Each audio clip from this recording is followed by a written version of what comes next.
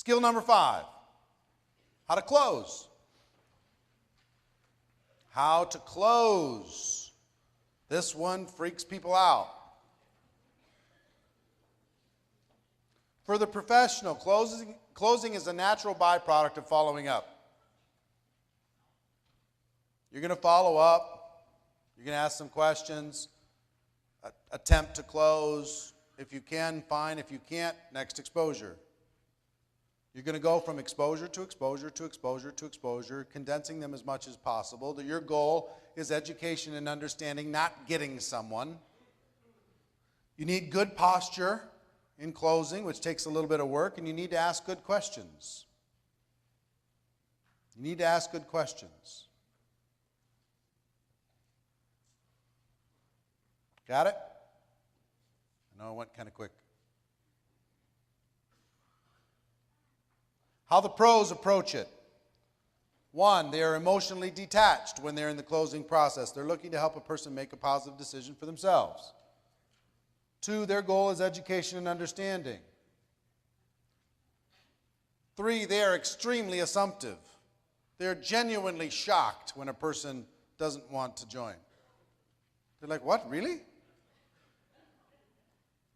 They're just assuming. Their language is assuming. Most amateurs don't realize it, but they are apologizing the entire time. They're apologizing when they're inviting. They're apologizing when they're answering questions. They're apologizing when they're following up. They're apologizing when they're closing, and they're wondering why they're not getting results. They're apologizing all the time. Think about your language and your posture. They also know people are joining them. A lot of you are saying, hey, come check out my product. Some of you are saying, hey, come check out my opportunity. But you know what leaders kind of say? In addition to that, come join me. Come join us. Let's do it together. 1 + 1 adds up to 5. 1 + 1 adds up to 10. We can do some amazing things together. They know that the prospect needs some emotional security blanket, that you're committed. You can't they have to have some belief in you, like Mike said. They have to believe that that leader is going to be somebody that they can respect and that they can do business with. They don't have to be exactly the same as, but leaders know that people are joining them. And leaders are always prepared. When it comes to closing, you see somebody after a presentation, after a meeting, and they got a prospect who's interested, and they're like, where's my stuff? Do you have one of those brochures? Do you have a CD? Do you have an application? Do you have this? Do you have a product sample? I don't have. Amateurs do that. Professionals don't. They're just ready. They got their packets. They got their products. They are good to go. Always prepared. And they ask great questions. They just ask great questions. So let's talk about those questions. Immediately after any exposure, I'm going to give you a few questions. There's a lot of questions that you can ask and you can go after. I've found that if you can reduce them down to as few as possible that everybody does on the team, it's better for you. Amateurs say, hey, what did you think? I said that for years. I was confused why I wasn't getting good results. Asking, what did you think, invites the critic. What did you think? Well, it invites the objection.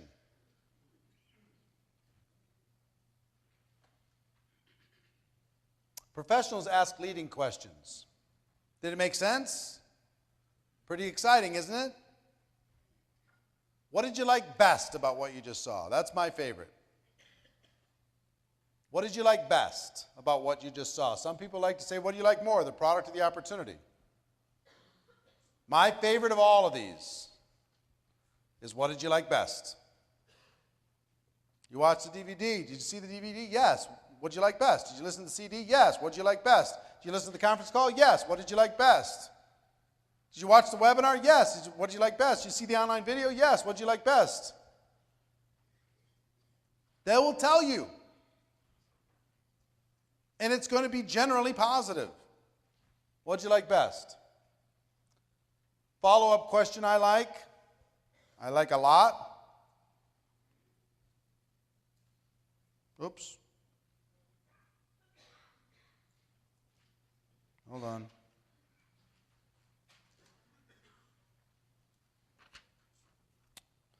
This one's missing. But here's the question. Follow-up question I like, on a scale of 1 to 10, 1 being you don't have any interest in, 10 being you're ready to get going right this second, where are you? Where do you see yourself?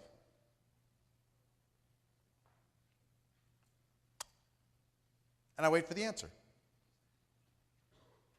So if I go to Adriana, what did you like best about what you just saw? Give me an answer. Make something up. Seems like people are making money. So let me ask you a question. Scale of 1 to 10. 1, you have no interest at all in even pursuing this any farther. And 10, you're kind of excited about it. You maybe like to do something with this. Where do you see yourself? Yeah, where are you? 1 to 10. 6. Now, anything over a 1 is good. I'm serious. What does a 2 say? There's a chance, but you have to convince me. There's some work you got to do before I'm ready to pull the trigger here. I've got some serious doubts, but I'm not closing the door. 1 closes the door. So if they say a 2, you just say, well, what can I do to help you get to a 3 or a 4 or 5? Well, I need to know more about the product. I need to check this thing out. I need to see if it's for real. I got to do this. I got to do that. And then you just set up the next exposure to do that. If they say a 6, 7, 8, and they say it with a little bit of energy, I go right into a 4-question process that I've used for 20 years. This little 4-question close at the end of an exposure will get you more results than you can even believe. And it's learnable. All of you can learn it. Question number 1.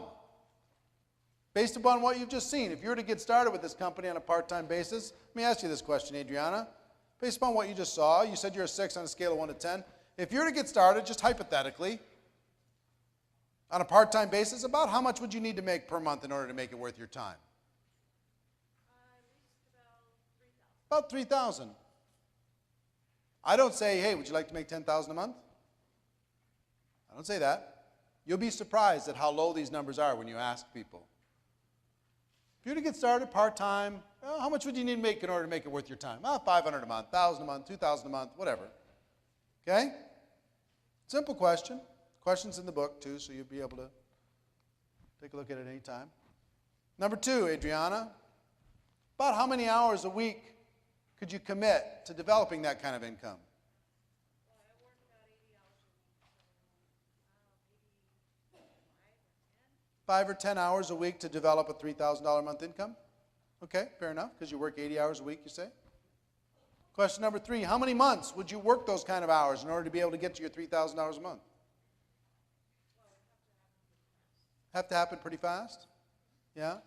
Do you mind asking me, letting me know how much you make with your 80 hours a week right now? About $80,000 a year. So you're making about $6,500 a month, working 80 hours a week, and you want to make $3,000 a month working 5 hours a week, and it has to happen pretty fast.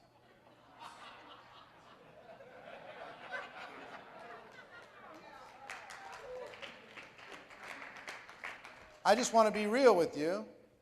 We might need to adjust some of those expectations or something, I'm just trying to understand where you're at. You know what I mean? I want to help. Okay? So how many months would you be willing to commit 5 to 10 hours a week to develop a $3,000 monthly income? 9 months. 9 months. Fantastic. So question number 4, if I could show you how to develop an income of $3,000 per month, working about 5 to 10 hours a week over the course of the next 9 months, would you be ready to get started? Sure. Now, how do you show them? You pull out your compensation plan. You give them a little game plan that shows them how to be able to get that kind of income, which every one of you should be able to do. Not hard. You got to get X number of people. You're going to, get to this rank, get to that rank, make these different things happen. You work out a game plan. 5 to 10 hours a week is how many 15-minute blocks? 20 to 40 15-minute blocks that you could spend over the course of a week in order to be able to develop that type of income. You can put together a game plan, make that happen. All right, I'm excited for you, Adriana. This is going to be fun. Okay? So I'll start over, and I'll use Albert here. Albert, based upon what you've just seen, if you were to get started with this thing on a part-time basis, about how much would you need to earn per month in order to make it worth your time? At least $500 a month. Fantastic. How many hours a week do you think you could commit to doing that, to developing that kind of income? Probably about 5, 6 hours. 5, 6 hours a week. And how many months would you be willing to work that 5, 6 hours a week, building up to that $500 a month income? Couple months? All right. So if I could show you how to develop that $500 a month over the next couple months, working 5, 6 hours a week, would you be ready to get started? Yeah, why not? I'm just giving him his answers back to him. I'm asking him what he would call success in this business. When I ask question number 1, how much would you need to earn per month in order for you to rearrange your life and to take on something new? The reason why, in order to make this worth your time, is such an important part of this question is because they got to go, okay, what would be worth my time? The distraction, what I got to do with family, what I got to do with my job, I got to put in some extra stuff. And they come up with a number in their brain that would justify it. And they go, click, click, click. Nope, that's not enough for the distraction. Click, click, click. Nope, that's not enough for the distraction. Click, click, click. Okay, that's the number that would be worth it. $3,000, $5,000, $6,000. Okay, fantastic. Then how many hours a week could you commit to developing that $6,000 a month? And they go, I can move this here, I can move this there, I can make this happen. Okay, I'd give it 10 hours a week. I'd give it 20 hours a week, whatever it is. How many months would you be willing to do that? Okay, I got to be reasonable here. I got to give it a little bit of a commitment. I can't expect instant results. I got to, all right, I'd give it a year. Give it a year. If I could show you how to get everything that you want, are you ready to go? Well, yeah, you're showing me how to get what I want. I'm ready to go. Now, they're either going to be ready to go or they're going to go, I got to talk to my spouse. I'm just not sure about the time. I just don't know about the money. It's the holidays. I got to pay for Christmas. I got to figure out how I'm going to do all this stuff. You say, listen, no pressure, no drama. Don't worry about it. What can I do to help you become a little bit more comfortable? And just move them to the next exposure. And after that next exposure, help them ask the questions again. Maybe the answers adjust a little bit. Then move them to the next exposure, ask them the questions again. Your job is to ask the questions and help them come up with a decision that they want, not one that you want. You want to make $50,000 a month? You want to make $20,000 a month? You want to change your life? You want to walk away from your job? Well, maybe they don't. You don't know. These 4 questions will liberate you and will liberate them. Okay? If their expectations are unrealistic, you got to just say they're unrealistic. You got to either change your income goal, your hours goal, or your month's goal, but I can't show you how to get to $10,000 a month working 1 hour a week over the course of the next 3 weeks. I can't do it. You can have your 10,000, but it might be more hours or more months to get there. Again, what would a consultant say if somebody was unrealistic? You're unrealistic. I can help you. I'm not saying that your vision isn't possible, but we have to adjust some things to be able to get there. So it's 4 things. How much money, how many hours, how many months, if I would you. Okay? All right. Here's what I want you to do. Make a quick note in your, quick little outline in your notes. Question number 1, or just point number 1, what did you like best? Number 2, 1 to 10. and then these 4 things. What did you like best? 1 to 10, and then these 4 things. 1, 2, 3, 4. Okay.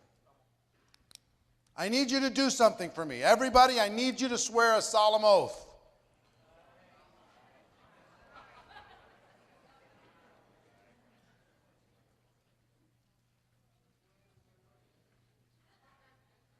This word needs to go away.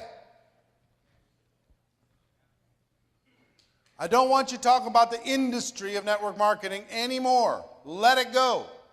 Erase that word. And I'm going to tell you why.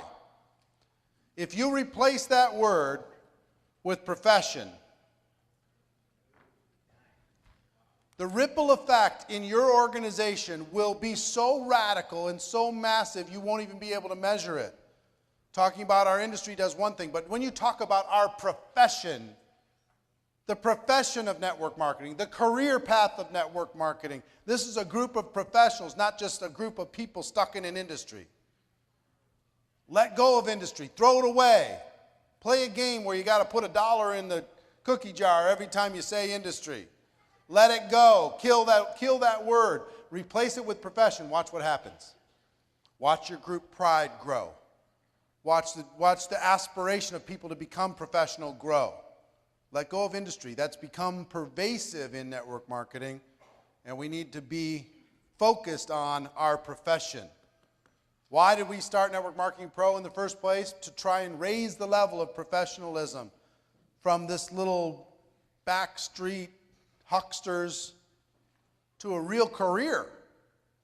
So the skills that I'm teaching you today are about career skills. They're about profession skills. The amateur just throws a bunch of stuff up against the wall, sees what happened. The professional says, I'm going to learn how to find people with unending ability. I'm going to learn how to invite them and teach them with a process that's simple and makes sense. Direct, indirect, super indirect, 8 steps. If I would you, I'm going to confirm it. I'm going to follow up, do what I said I was going to do. If I get questions and objections, I'm ready for them. I know exactly what to do. Question, story, story, question. I'm good to go. When it comes to closing, I'm going to ask 6 questions. Did it make sense? See what I'm saying? What else did you learn in this process? Any other distinctions? Yeah.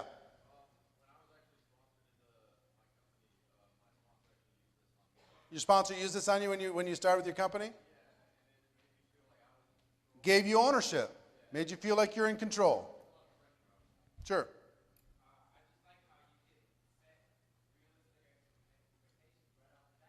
You don't even set them. They set them. You know what you'll find is they'll be way more realistic than you will in real life, because they're used to, if they're going to take a part-time job, what are they expecting to make in a part-time job? 20 bucks an hour? Let's say 20 or less for a part-time job. They're not going to throw out an expectation where all of a sudden they're making $50, $100 an hour. They won't be able to do it with integrity. So they'll set something based upon, okay, how many hours, what do I want to make? All right, let me add that up. If you could show somebody they can make 50 bucks an hour, which they can make in network marketing, 250 a week, working 5 hours a week, they can do that. That's doable, right? Most of them won't believe you, but yeah, question or insight, yeah. If they give you anything that's unreasonable, say, look, I'd love to help you, but one of your numbers needs to change. You got to change the number of hours you're working. You got to change the number of months. You got to change the amount. And like I said with Adriana, she told me she was working 80 hours a week to earn $6,500 a month, but she wanted to work 5 hours a week and earn an extra $3,000 a month, and it had to happen fast. I was like, what? How long did it take you to build up to your $6,500 a month working 80 hours a week? How many months did you give that? No, I know, but you just made it up? No, I just made it up. Okay. She just gave me an example. Okay, fair enough. The cross-examination of Adriana has concluded. Leave her alone. Sorry. What if you're at like a home meeting or something, you've got a group of people that you've just gone through this, and so do you go through those 6 questions? I wouldn't do it with the group. This is something you do individually. This is a personal thing. You know, you're going to be asking people for their own personal path. You know, if I've got multiple people at the end of a presentation, I'm going to say, you know, look, let's set up a time for each of us to talk. And when we talk, or I pull them aside and let me ask you a couple of questions based upon what you just saw. You know, what'd you like best? Based upon what you just saw, 1 to 10, off we go. Yeah. What if you're talking to somebody who's a veteran of the industry and has experience making 30 to 100,000 a month, and they know that where they've been, they can do that. So, and your company, it may not. She's asking, what if you're talking to a veteran in the industry and they're not sure if your company can deliver on their expectations? Just have to have an honest conversation. You know, there's two kinds of companies in network, Mark, or many kinds, but there's the two extremes. One company, you can make a lot of money up front and the residual is very low and it takes forever to develop. Other companies, there's a lot of residual from day one and it takes longer to be able to develop your income. And there's everything in between. There's no right, there's no wrong, but you just got to ask a person what they want based upon their experience, et cetera, et cetera. You know, everybody pays the same amount. It's just different kinds of compensation structures based upon different immediate gratification, delayed gratification, more residual, long-term passive, or less passive and get more money up front. Who knows what's right, what's wrong? Everybody makes their own decision. Okay? So just have the conversation. All right, one more. After the four questions closed, when they were not ready to go, Yep. I felt extremely comfortable rolling right back into an if I were you at the next two. Yeah, exactly. You felt very comfortable if they weren't ready to go, just moving them if I would you to the next exposure. Do you see how these little hooks, you have a little if I would you that you can fall back on no matter what. You've got a little question or story that you can fall back on no matter what. You see what I mean? Just some structure, some little structure. Now, we just did one exercise on this. How many people feel significantly more confident after one exercise? What if you practiced that and taught that in your trainings, and you spent 10 minutes teaching people how to help the person make a positive decision at the end of an exposure? 10 minutes. Would that impact your organization? Could you create a video on that, put it on YouTube, have people watch it? On each one of these skills? Could you, when this book comes out, make sure people get the book and they study that one chapter that's probably 10 pages long? That covers all of the psychology of how that thing works? Sure.